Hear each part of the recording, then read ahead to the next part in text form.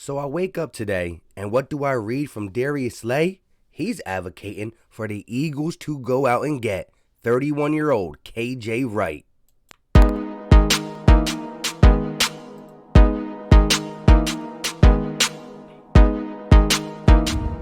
What is going on, everybody? I go by Philly Mike, and this is the CB2 Talk podcast. And today, I want to talk about the possibility of the Philadelphia Eagles going out and trying to sign Kj Wright, who is a free agent, and I don't know what he would actually cost. He is 31 years old, but again, the linebacker room being so young, you wouldn't honestly mind having a veteran in there to really get these guys great. You know what I mean? Shout out to the linebacker coach. I think he's going to do a good job getting these young guys ready to play.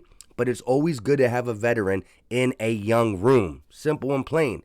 The cornerback room is young, and we're going to talk about the cornerback room a little bit, but it's good to have a guy like Darius Slay. It's good to have a guy like Brandon Graham and Fletcher Cox in the D-line room. Ryan Kerrigan's added to that. So I think the one room that lacks any type of veteran presence is the linebacker room. But before we get into all that, if you are new to the channel, go ahead and hit that subscribe button. Also, turn on post notifications so you never miss a video. Lastly, smash the like button for your boy. It goes a long way for the channel. And now, with that out the way, let's get into today's topic. And let's start with this tweet from Darius Slay.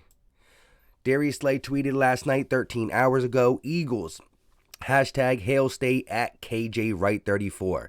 He retweeted the NFL rumors being Seahawks free agent Kj Wright had interest this week from the Colts, the Eagles, and the Dolphins. They had some initial conversations. So, Colts, Eagles, Dolphins. I ain't mad at it. Again, 31 years old. He's not going to help you out long term. But as much as the positional coaches get these guys right, Nick Sirianni and the new coaching staff, Jonathan Gannon, it's always good to have veterans to teach you little things, to get in your head, to make you push to be great. And I have the utmost confidence in guys like Davion Taylor. We had him on a channel. He pretty much told me what his struggles were last year, how much he's grown from it. And he's not trying to make excuses, but let's be honest, the COVID-19 virtual stuff definitely hurt each of the young rookies, especially a guy like Davion Taylor, who wasn't able to play much football in high school and college. We also talked to Sean Bradley. He has the utmost confidence. We added Eric Wilson. So I'm not saying this linebacking core is going to be garbage. I'm not saying it's going to be great. I'm just saying it's very young and inexperienced. It's very young and inexperienced. Even a guy like Alex Singleton, young. Eric Wilson, really coming off of 1 year. Been in the league a little bit, but 1 year of playing. And the only reason he got that time to play is because the injuries at linebacker for the Minnesota Vikings. So I like what these guys are able to do. I like the game that they're talking, but why not get a veteran in the building to really enhance that linebacking core? And I do believe the Eagles are retooling. We got 3 first-round picks next year. You know, we got to see what we got in the coaching staff, Jalen Hurts. But this team is adding guys like Kerrigan, Anthony Harris, Eric Wilson, a veteran in Flacco who, whatever he can offer to Jalen Hurts, mindset-wise, is good.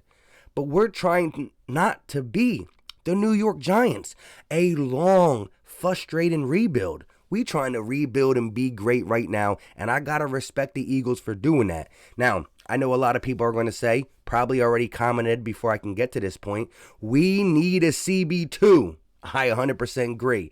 And Steven Nelson is still out there, and I think he's waiting for June 1st because a lot of teams, not just the Eagles, are going to get money in June 1st. We are going to get it from the Malik Jackson, Alshon Jeffrey deal finally clearing. Who knows what we do with Zach Ertz? But I agree. Steven Nelson ain't a lockdown corner. But if he's your number 2, it's better than what we got. And he can play inside, outside. I think he'll fit good with Gannon's scheme. Again, he's not going to change the culture, but he's 28 years old. He has a chance to grow, and he's only going to see the second best wide receiver, sometimes the third. So I don't think it's that big of a deal. We could definitely use him because what we have at cornerback right now is not going to cut it. But I think the Eagles also realize this is somewhat of a rebuild. That's why I want to call it a retooling. And because it's somewhat of a retooling, they're not going to want to hit the free agency market for everything, especially a year that we're broke. You saw the video I did a couple days ago. $40 to $50 million next year. We're going to have money. And as long as Jalen Hurts is the guy, we're going to have money to get things done. Now, here's the thing I want to talk about. Next year's draft has a boatload of A-plus cornerbacks. The J.C. Horns, the Patrick Surtains. We're going to have guys who are equal or better. The LSU cornerback, I just barely started watching film. Stingley, I think it is. Tremendous coverage skills. So I think the Eagles are saying we hit the free agency market for safety. We hit it for D-line. We hit it for linebacker a little bit. We can't jump everything or go hard on free agency this year because of the money, because of COVID-19, and because we do have the tools to get positions that are young next year in the draft. So if the Eagles come June 1st do go ahead and make a Kj Wright move, and they don't get the cornerback too, that's because they're 100% going to go into the draft and get younger there, which we definitely need. Here's the thing. Linebackers, we have young guys. We bring a vet in, it helps the young guys, and it helps us next year. Cornerback is different. Our best cornerback is a old head. Darius Slay is an old head. I love him. He was great to me last year. He's going to be good for the next 2 to 3 years, but he's older. So we have to get young in that room. I'm talking super young. I'm talking LSU cornerback Stingley young. And so I ain't mad at it. But let's get back to KJ Wright a little bit. He played 16 games last year. He had 89 combined tackles, 2 sacks, 1 interception, and once again, he's 31 years old. So again, I'm not saying go do it. You got to do it. But if the Eagles did pull the trigger for KJ Wright, I wouldn't be mad. And if we do have to go to season with Avonte Maddox and all the little random guys we got for CB2, it's going to be scary. But if Jonathan Gannon can hide it, we might be able to be okay. He can hide some things in certain blitz packages, coverage packages that you have Slay on one side, roll some coverage to the other side, linebackers, whoever you need, and it could kind of help out the CB2. But it will be a 1-year sample size because we're going to get a cornerback. If we don't address CB2, and with Darius Slay being older, we will go into the draft probably with that our top priority. Top priority, 3 first-round picks will make it work unless Jalen Hurts falters, which then our top priority will be quarterback, and it will set us back a lot.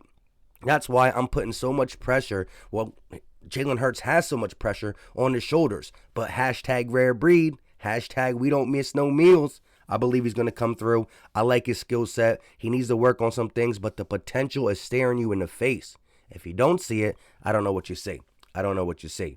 With that being said, that's all I really got for today. Quick video. Let me know all your thoughts in the comment section. Are you dead set on CB2 after June 1st? Will you think about KJ Wright? What is your thoughts on that? Let me know in the comment section. And once again, CB2 is important.